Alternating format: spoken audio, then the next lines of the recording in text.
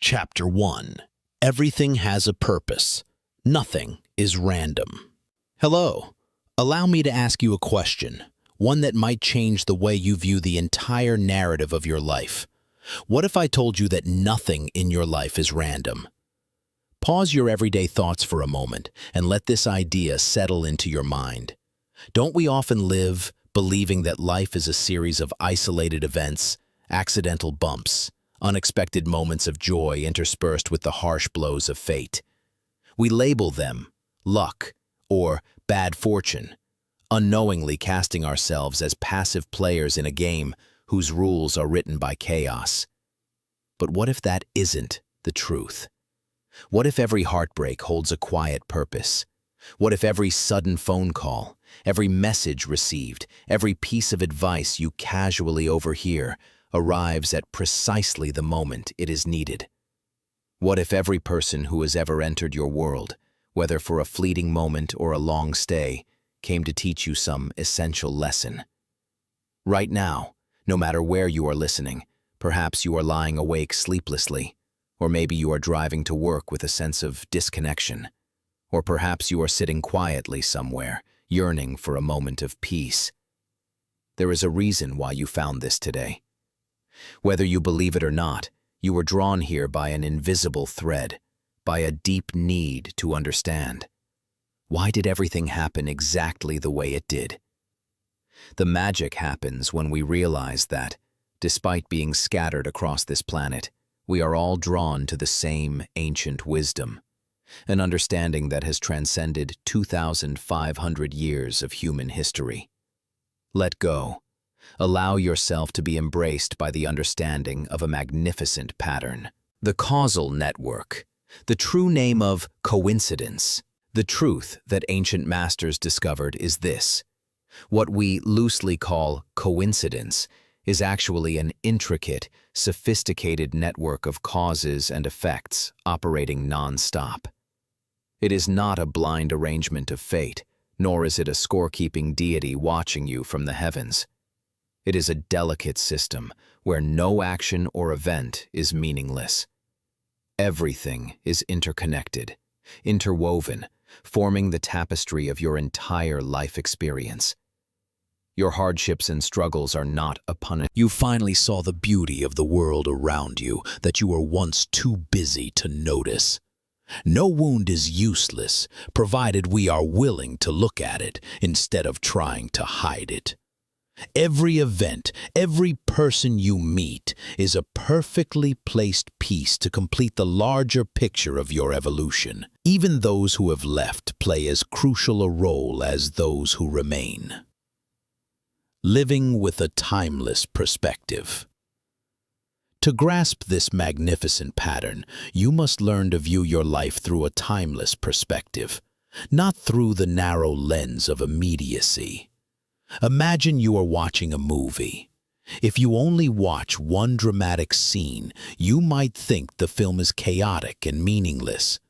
But when you watch the whole story, you realize that the very painful scene was the essential turning point for the protagonist to achieve maturity, change, and ultimately victory.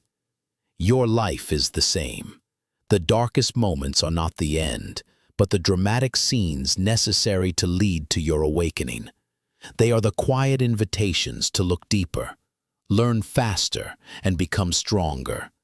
And if you truly wish to harmonize with this magnificent pattern, you must accept a fundamental truth about life, a truth that can liberate you instantly from all resistance and suffering. That is what we will explore in Chapter 2, The Ancient Root of Coincidence. Chapter 2, The Ancient Root of Coincidence. If Chapter 1 was the door opening to the truth that nothing is random, this Chapter 2 will provide you with the key to unlock that door. We have sensed a magnificent pattern guiding our lives, a deep current that is purposeful. But how do we understand its operational mechanism? What transforms those moments that seem like chance, those fleeting encounters, into the essential lessons we have discussed? Release any lingering tension from Chapter 1. Now, allow yourself to be held by the understanding accumulated over 2,500 years regarding why everything happens exactly as it should. The life-changing discovery, the nature of karma. What we call coincidence is actually an intricate, sophisticated network of causes and effects. In the lexicon of ancient spirituality, that is karma. But not the karma you typically think of. This truth, you will realize that your struggles are not punishment. Your joys are not random accidents. They are the inevitable results, the sweet or bitter fruits of the seeds you have sown in the past, even seeds you were unaware of. They are part of the magnificent pattern, guiding you toward awakening. Everything you experience is merely the reflective threads of the causal network that you yourself have woven. Ripples on the still lake. Imagine you are standing by a mountain lake on a perfectly still morning. The water's surface is mirror smooth. You pick up a small stone and hold it in your palm. Everything is suspended in absolute silence. Then, you drop the stone. Observe what happens. The stone pierces the water's surface with a very gentle sound. Immediately, concentric rings of ripples spread out from that single point of impact. The first ring is small and close, but it creates the second, slightly larger ring. The second creates the third. Soon, the ripples have propagated across the entire lake, touching shores you cannot even see from where you stand. The stone has vanished beneath the surface, but its impact continues. Your life operates precisely this way. Every action you take is a stone dropped into the lake of existence. Every word you speak is a ripple. Every thought is a wave. And just like ripples on the water, the impact of your actions travels very far, beyond your ability to track or measure. You may never know how the encouragement you gave a stranger that day helped them overcome a moment of crisis. You may never know how your decision to learn and grow indirectly inspired your colleague or child. The gift of awareness. Karma is not a chain or fate. It is an invitation to take ownership of your life. When you understand that everything is purposeful, you begin to see the hidden gifts in every moment. It teaches you that you are not a victim of chance. You are the ripple maker on the lake of existence. You have the power to change the quality of life's flow by changing the quality of the stones you drop. Your struggle today is not a punishment. It is an opportunity for you to acknowledge a fundamental truth. Everything in the universe is in a state of constant motion. The river of change within you. Let's return to yourself. You are changing physically from within. Within this brief moment, millions of cells in your body have died and been replaced. The breath you just took is different from the previous one. Similarly, your thoughts are also constantly shifting. From one thought to the next, your mind is like a troop of monkeys, never staying on one branch for too long. The emotions you are carrying are dissolving to make way for new states. Although you feel like a stable individual, you are essentially a process, a biological and spiritual river, constantly recreating itself. The vibrating universe and the truth of impermanence. This change is not limited to your body or mind. It is the law governing all existence. The chair you are sitting on or the wall you are looking at, while appearing solid and immutable, are actually made up of atoms vibrating at incredible speeds. The earth beneath you is spinning in space. Galaxies are colliding and separating. Stars are being born and dying. Absolutely nothing, not even for a single moment, remains exactly as it was. This is the truth of impermanence, anitya. Everything in the universe is conditioned. It is made, and therefore it must dissolve. We do not live in a static world, but in a grand dance of formation and dissolution. Resistance is the root of suffering. Yet, we fight this truth every day. We want happy moments to last forever. We want our children to stay small and innocent. We want our bodies to maintain youth and health indefinitely. And when everything changes, which it inevitably does, we suffer. The Buddha called this the first noble truth of suffering. Life contains suffering, and much of that pain comes from our resistance to impermanence. We create our own pain by demanding that the ceaselessly flowing river of existence stand still. Imagine trying to hold water with a cupped hand. The more tightly you clench, the faster it escapes through your fingers. The more desperately you try to hold on, the more you lose.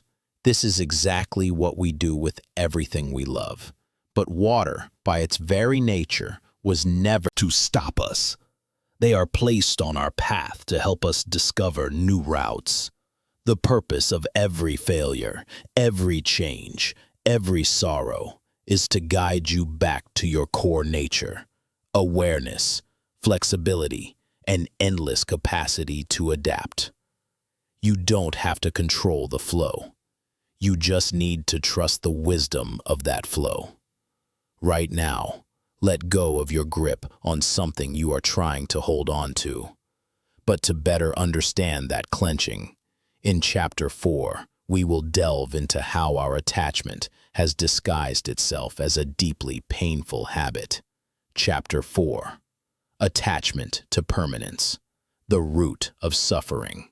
If Chapter 3 laid the foundation of perpetual motion, Chapter 4 will directly confront the wall we build against that truth.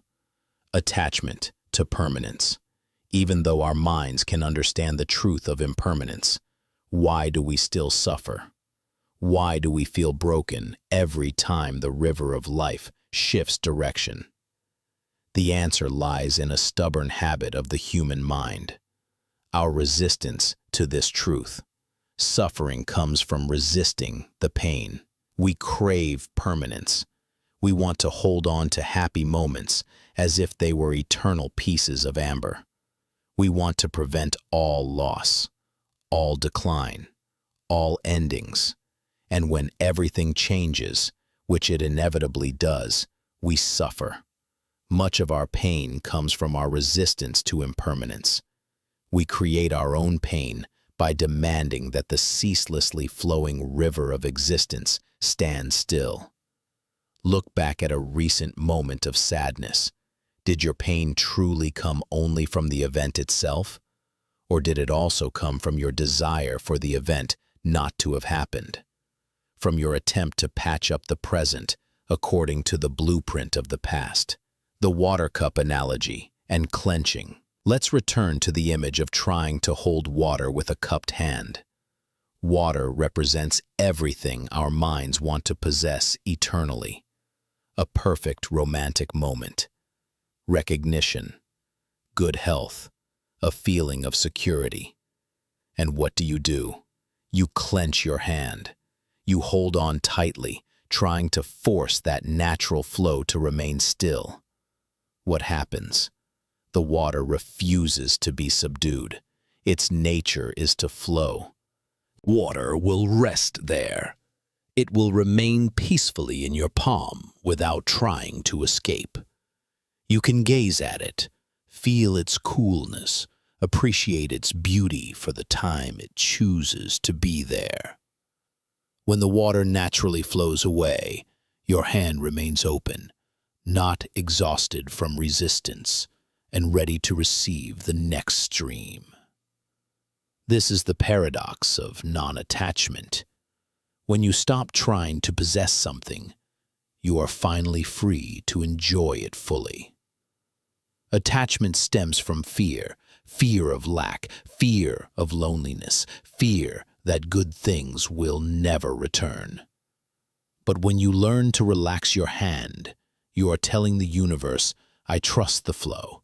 I believe that everything that comes and goes has a reason. and the next necessary thing for my growth will arrive when it needs to. This letting go is not indifference. On the contrary, it is the deepest act of love and appreciation. Love with attachment says, I need you to make me happy, so you must stay. Love with non-attachment says, I love your existence. I wish you happiness, even if it means you must follow your own path. In that relaxation, you shift from the position of a desperate keeper to the position of a fully present observer and appreciator. You become completely present with the moment, knowing it is not eternal. If you want to become a river, you must learn not to fight your banks. You must learn not to be broken by the rocks in your way. Are you ready to learn this practical way of letting go? In Chapter 5, we will delve into the fluid analogy to explore the contrast between letting go and holding on. Chapter 5, the flowing water analogy. Let go to hold dear. We have identified the deep root of suffering, our stubborn resistance to impermanence. Now, let's use one of the most potent images of ancient wisdom to illuminate that act of clenching, the water analogy. The clenched hand and loss. Imagine again you are trying to hold water in a cupped hand. Water represents everything our mind wants to possess eternally. Things you love are like water, not something to possess, but something to experience. You completely change how you interact with them. If you open your hand, the water will rest there. It will abide in your palm without attempting to escape. You can gaze at it, feel its coolness, appreciate its beauty for the time it chooses to be there. When the water naturally flows away, your hand remains open, not exhausted from resistance, and ready to receive the next stream. This is the paradox of non-attachment. When you stop trying to possess something, you are finally free to enjoy it most fully, letting go of fear. The clenching comes from fear, fear of lack, fear of loneliness, fear that good things will never return. But when you learn to relax your hand, you are telling the universe, I trust the flow. I believe that everything that comes and goes has a reason, and the next thing necessary for my growth will arrive when it needs to. This letting go is not indifference or lack of care. On the contrary, it is the deepest act of love and appreciation. Love with attachment says, I need you to make me happy, so you must stay. Love with non-attachment says, I love your existence. I wish you happiness, even if it means you must follow your own path.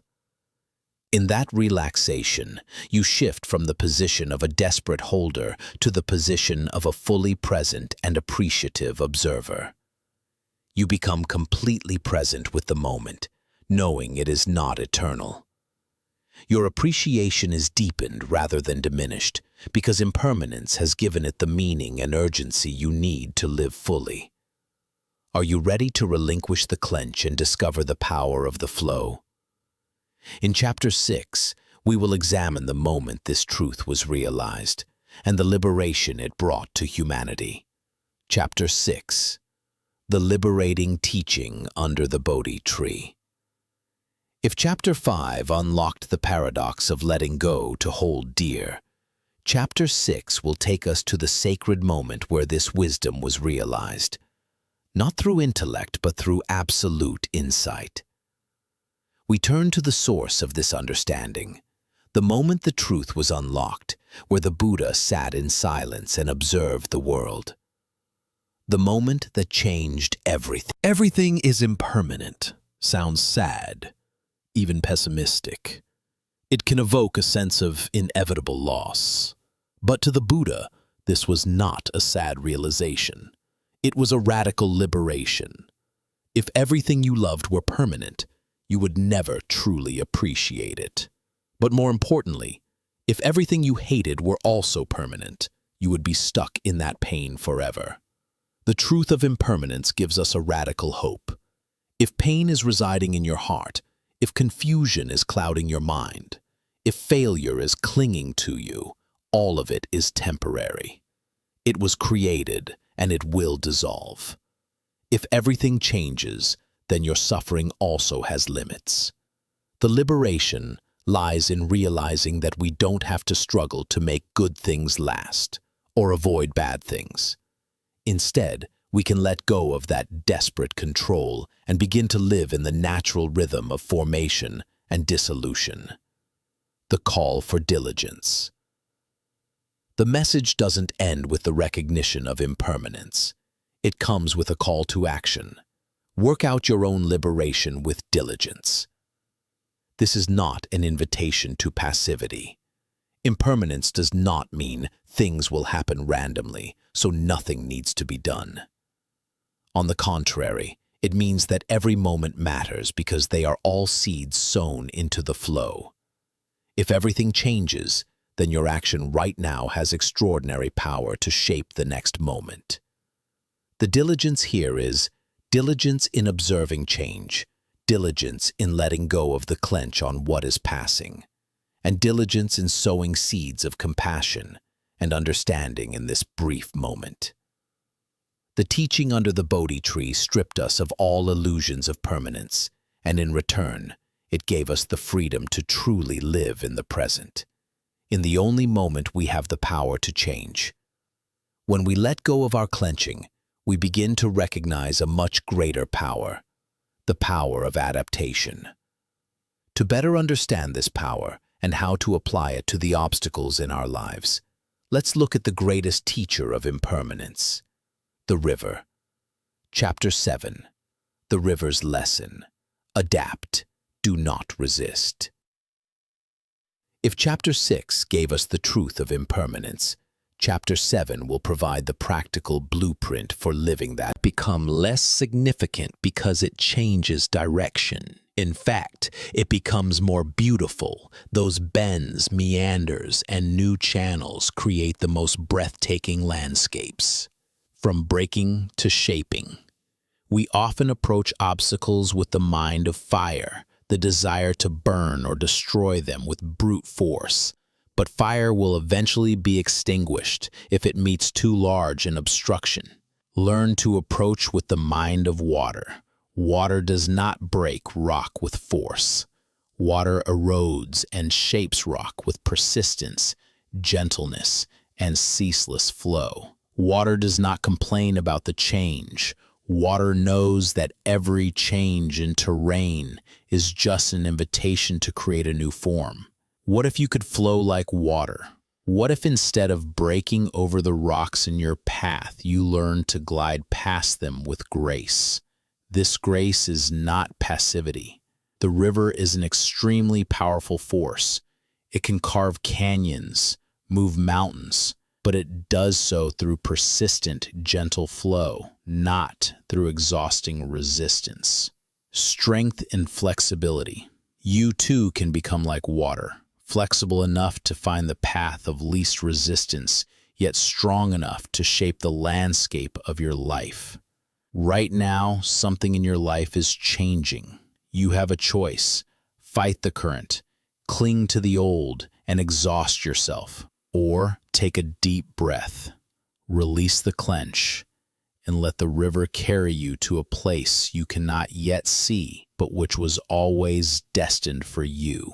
The purpose of everything is not to stop, but to adapt and keep moving forward.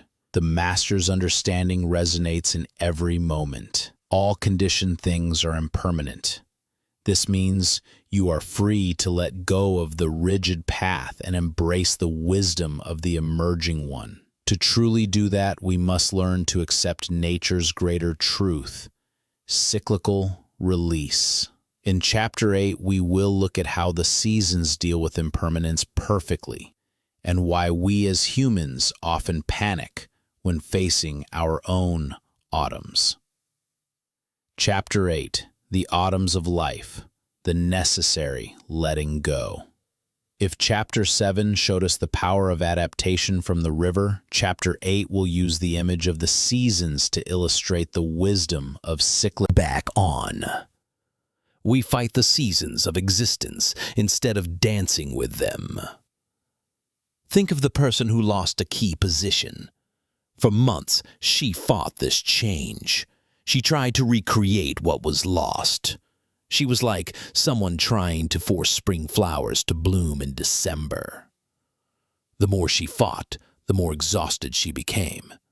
Then, one day, sitting in silence, she observed a tree shedding its leaves. She realized the tree was not dying.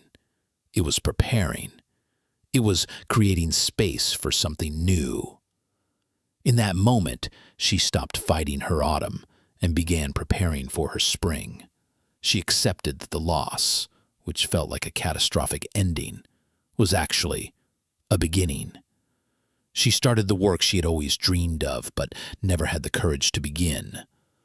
But she could only see this door once she stopped resisting the change and began flowing with it, like water. Your autumn is not death. It is necessary bareness. It is the invitation to shed the clutter, the withered expectations, and the roles that have completed their mission. Only when we let go of the old leaves, the attachment to a past version of ourselves, can we stand firm and strong to welcome the new life that spring will bring. The wisdom of the seasons reinforces the lesson of impermanence and karma. Every ending creates space for a new beginning. Every loss clears the way for an unexpected gain. To truly trust this letting go, we must shift the understanding from the mind to the instinct. In Chapter 9, we will look at the closest teacher of impermanence to you, your own body, where change is an undeniable truth. Chapter 9, The Body's Wisdom, Recreation, not Death. If Chapter 8 used the seasons to illustrate cyclical release, Chapter 9 will turn the focus inward, where the truth of impermanence is constantly unfolding, your own physical body. We have learned that letting go is survival, and change is preparation for the next spring. Now we will see how this truth is perfectly applied in our biological architecture. The body knows the truth.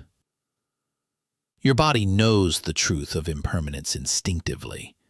It operates on that philosophy perfectly, without complaint, or it labels moments as good or bad, then wants to keep the good ones forever and completely avoid the bad ones. But the river does not recognize human labels. It simply flows. The mind wants to make your identity a permanent structure. I am the person who used to. I am the person who always. But your body knows that the you of yesterday is not the you of today. Suffering occurs when the mind clenches onto a version of reality that the body has already let go of. For example, when we try to cling to youth, we are demanding that the mind retain the image of a body that billions of cells have already declared defunct. The invitation to return to instinct. The wisdom of the body is a powerful invitation for us to stop believing the mind stories and return to our natural instinct. If you can trust the law of recreation in your body, you can also learn to trust the law of recreation in life. Every ending, shedding, creates space, opportunity for a beginning, rebirth. This is the core point. Suffering comes from attachment, from our desperate need to make things that are temporary permanent. If you truly want to find peace, you must seek it in the flow, not in the permanence. When you align with the natural rhythm of the body, the rhythm of continuous change and recreation, you begin to understand that letting go is not a sacrifice, but a release of energy. The energy you use to resist can now be used to live and to love. But will accepting impermanence make us love less? In Chapter 10, we will explore the beautiful paradox. When you truly understand impermanence, you don't love less. You love more. Chapter 10. Impermanence adds value, does not subtract meaning. If Chapter 9 showed the body as the master of recreation, Chapter 10 leads to one of the most powerful conclusions. The understanding of impermanence will not lead to indifference, but will multiply love and appreciation. We have traversed the previous chapters to fully grasp that attachment is the root of suffering, and to recognize that our bodies operate on continuous Forces you to be fully present. It demands you love without restraint because time is finite. You stop delaying your appreciation, stop holding back words of love, stop waiting for a perfect moment in the future. The perfect moment is now, because it is the only one that truly exists. The calligrapher and the sacred stroke. Think of the image of the calligrapher. He spends years learning to create beautiful characters with ink and brush. The calligrapher knows that the ink will fade, the paper will yellow and decay. Nothing in this artwork will last forever. Does this make the art meaningless? No. It makes every brush stroke sacred. Precisely because of its brevity, the artist must pour all his heart, mind, and intention into that single stroke. The impermanence of the work is not a tragedy, but the necessary condition for perfect focus. Your life is like that calligraphy stroke. Every day is a stroke of the brush. Every relationship is a line of ink flowing on the paper of time. Nothing will last forever, but everything matters absolutely. Living with an open heart. When you stop fighting the flow and start moving with it, you discover that change is not your enemy. It is your teacher. It is your liberator. Every ending creates space for a new beginning. Every loss clears the way for an unexpected gain. You begin to love with your whole heart, knowing that love, kindness, and gratitude are the only things that multiply when you give them away. Love is not a conditioned object. It is energy in continuous circulation. And it is time to stop fighting and start flowing. But how do we turn this wisdom of impermanence into kind action, into purposeful ripples? In the upcoming Chapter 11, we will return to karma and explore how your conscious choice in this impermanent moment is creating the most powerful ripples on the lake of existence. Chapter 11. Karma is not judgment, the pure law of cause and effect. If Chapter 10 showed us how impermanence multiplies love, Chapter 11 will provide the tool for acting within that love, the pure law of cause and effect. We have established that nothing is Not label these actions as good or bad. It merely responds. The lake analogy, the stone and the ripple. Recall the image of dropping a stone into a still lake. The stone hits the water, and immediately concentric rings of ripples spread outward. The first ripple creates the second, a larger one, and so on, touching every shore of the lake of existence. Your life operates precisely this way. Every action you take is a stone dropped into the lake of existence. Every word you speak is a ripple. Every thought is a wave, and just like ripples on the water, the impact of your actions travels very far, beyond your ability to track or measure. Karma is the unbreakable link between cause and effect. It reaffirms the truth of Chapter 1. Nothing is random. Everything is a purposeful response. The power of present choice. Karma is often misunderstood as fate, the idea that everything is predetermined and you cannot change your circumstances. But this couldn't be further from the truth. Karma is fundamentally about ultimate responsibility and infinite possibility. Yes, your past actions created your present circumstances, but your present actions are creating your future reality. Every moment is a new opportunity to drop new stones into the lake. You cannot retrieve the stones you have already thrown, but you can choose carefully the stones you will throw from this moment forward. This is absolute freedom. Karma is not a chain, but the power of choice within impermanence. In Chapter 12, we will delve into where karma starts most powerfully, your mind. Chapter 12, the lake analogy, action creates spreading waves. If Chapter 11 established karma as natural law, Chapter 12 will visually illustrate how this law works through the analogy of the lake and the propagation of ripples, the starting point of everything. Imagine again you are standing by the shore of a still lake. The water's surface is the perfect image of existence in a state of balance. You pick up a small stone, representing an action or a word. Then you drop the stone. Immediately, concentric rings of ripples spread out from that point of impact. The first ripple is small. The direct consequence you can see immediately. Those around them. And here is where karma becomes truly fascinating. The ripples of your actions spread far beyond what you can track or measure. You may never see the ripples return in their original form. They might take years to come back to you. They might be completely transformed. An act of unconditional help, returning in the form of an unexpected opportunity. We often call it coincidence when a sudden act of kindness comes to us exactly when we need it most. But as we know, nothing is random. They are the ripples completing their journey across the lake of existence. The call to create harmonious waves. This understanding is both incredibly humbling and empowering at the same time. It is humbling because it shows us we are not the center. We are just a small point of impact creating enormous effects.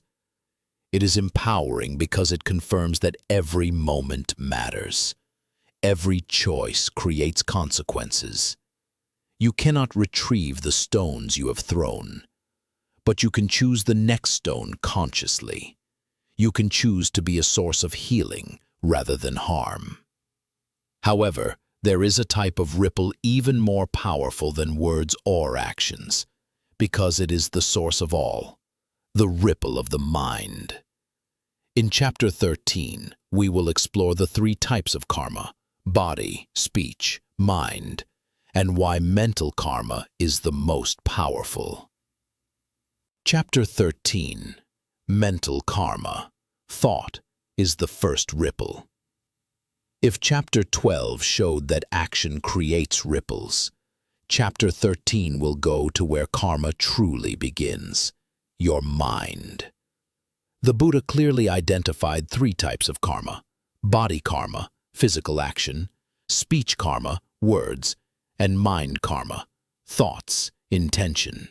All 3 types create ripples, but mental karma is the most powerful because it influences everything else. Everything begins in the mind. The Buddha taught that everything begins in the mind. Before you speak, you think. Before you act, you decide. Before you create anything in the world, you must create it in your consciousness first. Your thought is the first ripple. It sets everything else in motion. Recall the last time you felt truly angry. The angry thoughts came before ripple from his internal change touched everyone around him. This is the power of mental karma. Thought forms reality. Your thought forms your reality, not by magic, but by the ripple effect of consciousness meeting the world.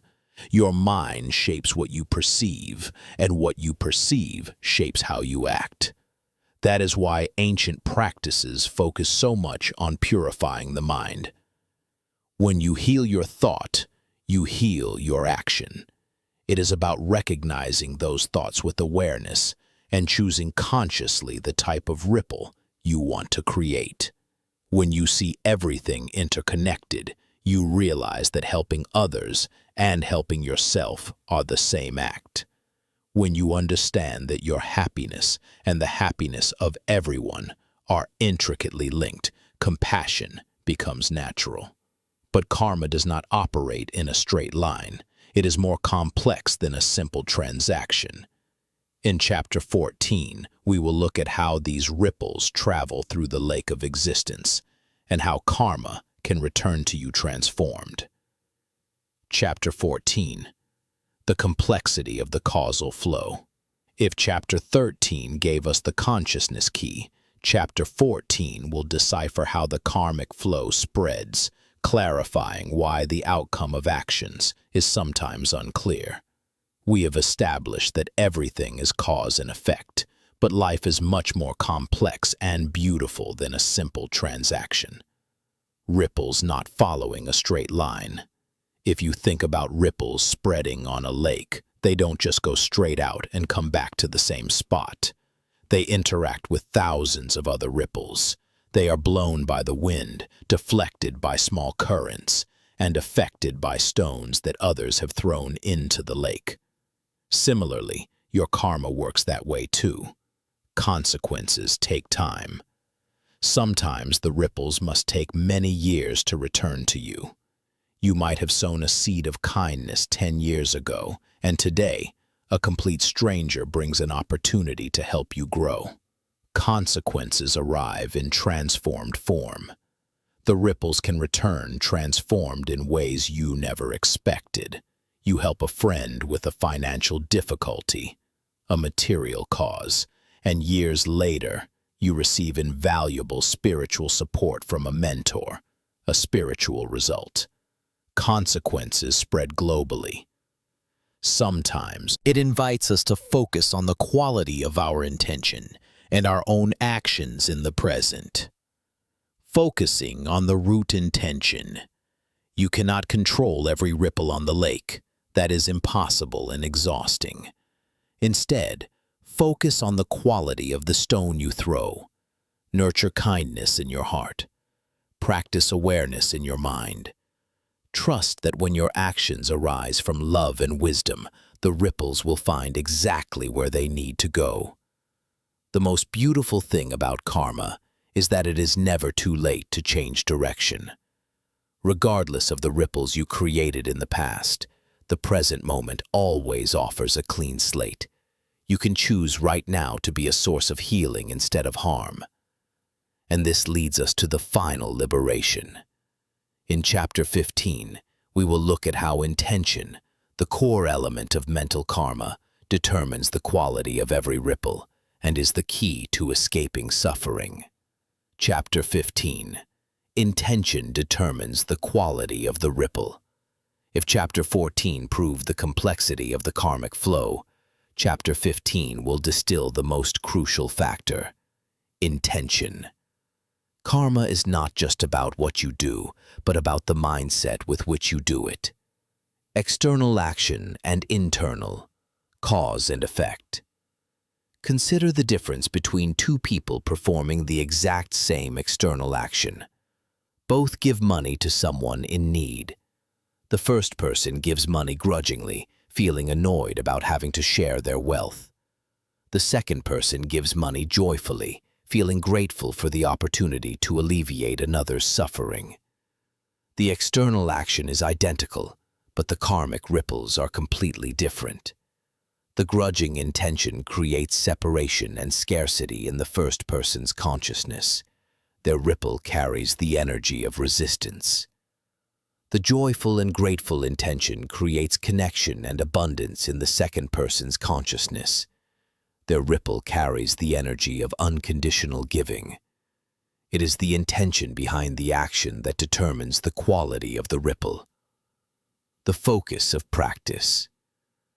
This is why ancient practice focuses so much on purifying the mind and intention. When you heal your thoughts and motives, you heal your actions. When you transform your consciousness, you transform your world. Purifying the mind is not about being perfect. Intention is the propelling force, determining the speed and quality of that ripple. You can choose right now for your intention to be a source of healing and upliftment. But even with good intentions, we often get stuck in the difficult circumstances of the past. In Chapter 16, we will address the final misunderstanding about karma. It is not fate, but ultimate freedom. Chapter 16, the power to change, ultimate responsibility. If Chapter 15 established intention as the core element, Chapter 16 will address the biggest psychological hurdle, the misunderstanding of karma as fate. Karma is often misunderstood as fatalism. It is the idea that everything in your life is predetermined by past actions, and nothing you do in the present can change your circumstances. If you believe this, you feel hopeless, like a rudderless ship adrift on the high seas. Karma is not fate, but freedom. I must state this clearly. The idea that karma is fate could not be further from the truth. Karma is not about punishment or destiny. Karma is fundamentally about ultimate responsibility and infinite possibility. Ultimate responsibility. Your present circumstances are created by your past actions. Infinite possibility. But your present actions are creating your future reality. Every moment is a fresh opportunity to sow new seeds. Just as you cannot retrieve the stones you have thrown, you can choose to drop new stones into the lake. Every breath is a beginning, a clean slate upon which you can write. Karma is not a chain binding you to the past. Karma is the ultimate freedom to choose how you will respond in the present. The power of pure intention. This understanding does not mean you have to worry about every small thought or action. Instead, focus on the quality of intention. Nurture kindness in your heart. Practice awareness in your mind. Trust that when your actions arise from love and wisdom, the ripples will find exactly where they need to go. The most beautiful thing about karma is that it is never too late to change direction. Regardless of the ripples you created in the past, this moment brings liberation. You can choose right now. Ultimate Freedom, Chapter 17, is about the biggest obstacle to that freedom, the confusion between love and attachment. We hold too tightly to things that were never meant to stay forever. Our fingers wrap around moments that have passed. Our hearts cling to people who must follow their own paths. And in all this desperate clinging, we create our own suffering. Suffering comes from resisting pain. This is one of the deepest insights. We do not suffer because life is painful. We suffer because we resist the pain. We don't hurt because people leave. We hurt because we demand they stay. Attachment is like trying to hold a handful of water. The tighter you clench, the faster it escapes through your fingers. Attachment masquerades as love, but it is actually the shadow of love. The core difference. Love and attachment. Consider this difference. True love wants the best for the beloved, even if it means letting go. Says, I want you to be happy. Honors independence. Attachment, the shadow, wants to possess, control, and keep everything the same forever. Says, I want you to make me happy. Fears loss. Attachment places conditions on love. It is the fear for the self projected onto others. A mother watches her child grow up and move away to college. If she loves without attachment, she feels proud and grateful. She celebrates her child's independence. If she loves with attachment, she suffers because her central role has ended. Attachment puts you in the position of a desperate keeper for things that are merely temporary. Homes, jobs, health, youth. Freedom from attachment does not mean indifference. It means caring so deeply that you want the best for that person or thing, even if it means they must move away from you. To understand how to execute this mental release, we will explore the analogy of the glass cup that is already broken in Chapter 18. Chapter 18, The Glass Cup, Preparing for Loss. If Chapter 17 exposed attachment, Chapter 18 will provide the mental technique to dismantle it, the psychological preparation for loss. We learn to love deeply, appreciate fully, without being nature. We are shocked and intensely miserable. But the master is not surprised. The master prepared for the loss in mind before it occurred. This does not diminish love. On the contrary, because the master understands its fragility and temporality, he appreciates it more than anyone. He drinks water from the cup with absolute presence. He is not distracted by the fear of loss because he has accepted it as a prerequisite for the cup's existence. When the cup finally falls and shatters, the master may feel a natural sadness. But there is no intense suffering. He can simply say, "Ah, the cup is broken." Application to life. The glass cup analogy is a direct lesson on letting go of attachment to the impermanence of everything. Do you love a relative? Know that this relationship is the glass cup. Cherish every moment you have. Do you have good health? That is the glass cup. Take care of it with gratitude, but do not despair when it begins to age. Mental preparation for loss does not diminish your love. It liberates it. It transforms love into unconditional appreciation for the temporary existence of everything. Your survival does not depend on the permanence of anything outside of you. In Chapter 19, we will delve into this distinction and find the absolutely safe refuge where impermanence cannot reach. Presence. Chapter 19. The Immutable Refuge. Presence. If Chapter 18 taught us how to accept the impermanence of everything, Chapter 19 will show us who we are outside of those impermanent things. If everything in our lives, body, mind, emotions, relationships, is constantly changing and eventually dissolving, then what within us is real? The core distinction. Most people live identified with the flow. They think they are their changing thoughts, emotions, roles, and bodies. But all these things are conditioned. They are ripples on the lake's surface. The Buddha invites us to a radical shift in perception. You are not the flow. You are the consciousness observing the flow. Let's return to the river analogy. The river, water, sand, debris, is thoughts. When you practice this separation, when sadness comes, you realize a feeling of sadness is being experienced. You do not say, "I am sad." When the body hurts, you realize a sensation of pain is being felt. You do not say, "I am pain." You become the silent witness, no longer a victim swept away by the current. Awakening is realizing that you are not the broken glass cup, but the consciousness observing the broken cup. When you abide in this presence, you can participate in life fully, love deeply, act kindly, without fear of breaking, because your core essence can never be broken.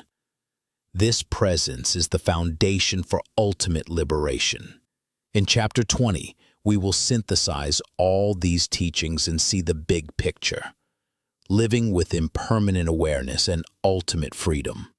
Chapter 20, Ultimate Freedom, Living Fully in the Flow. We have traveled a deep journey. We have realized that nothing is random, but that everything is part of the magnificent pattern of cause and effect. We have seen that everything is impermanent, and suffering comes from stubborn attachment. Now we hold the essential keys. Intention determines the quality of karma, and presence is our only immutable refuge. So how do we transform this ancient wisdom into ultimate freedom in our current lives? Life is continuous recreation. Accept a liberating truth. Your survival does not depend on the permanence of anything outside of you. Just as your body is constantly recreating itself, your life is continuously renewing itself. Autumn is not death, but the necessary preparation for spring. Ultimate freedom is when you stop all resistance. You stop fighting the flow of impermanence and start flowing with it, like the graceful river meandering around the rocks. Letting go is the highest act of love. When you look at everything with the wisdom of the glass cup, knowing it is already broken, you love deeper, not less. Letting go is not indifference. It is an act of unconditional trust in the wisdom of the magnificent pattern. It is a declaration. I know that everything is happening exactly as it should, and I am ready to welcome the next thing the current brings. Participate in life fully. Love deeply, act kindly, without fear of breaking, because your core essence can never be broken. This is the liberation the Buddha realized. It is not a distant place, but an instantaneous shift in perception. Ultimate freedom is living fully in the flow, trusting its purpose, and constantly choosing the best ripples with love and wisdom. You have reached the end of this journey. Now take this understanding into every moment and begin to live the life where you know that everything has a purpose and nothing is random.